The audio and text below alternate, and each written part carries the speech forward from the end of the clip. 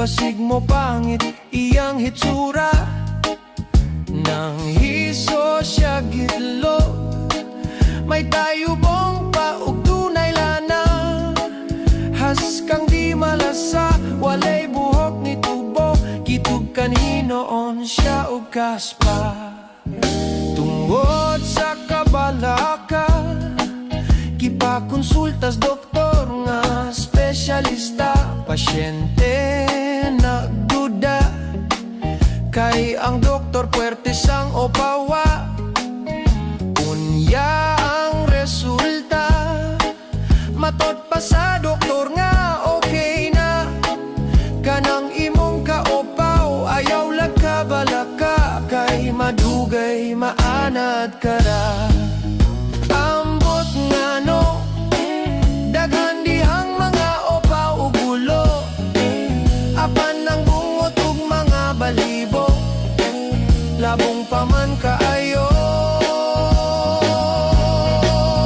Ang atong ulo, diha sa may hubon ug alimpulo, kining dapita gyud sa tawo, mao gayoy makalbo. Tambag murag pasiaw, ang lagong nga langaw, tambal kunos na opaw. Inusnus lang sa ulo, buhok mo tobo tag sa kadanggaw. Iya kining gituman, lagong ginusnus kini adlaw-adlaw. Balig usa ka semana, gisusi gitanaw, ang opaw ni samot kasinaw.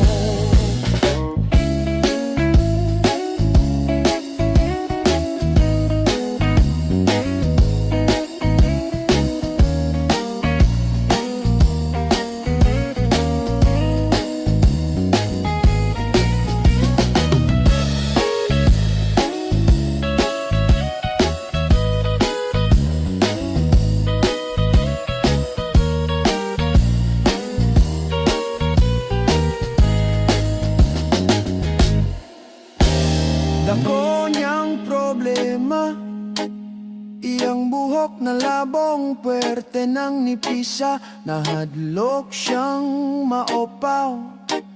Basig mo pangit iyang hitsura, may tanaw siya sa samin. Iyang nawang murag siopaw nga lingin, sa likod o kilid, taas abot sa aping, apan ang ibabaw daw gikaihin.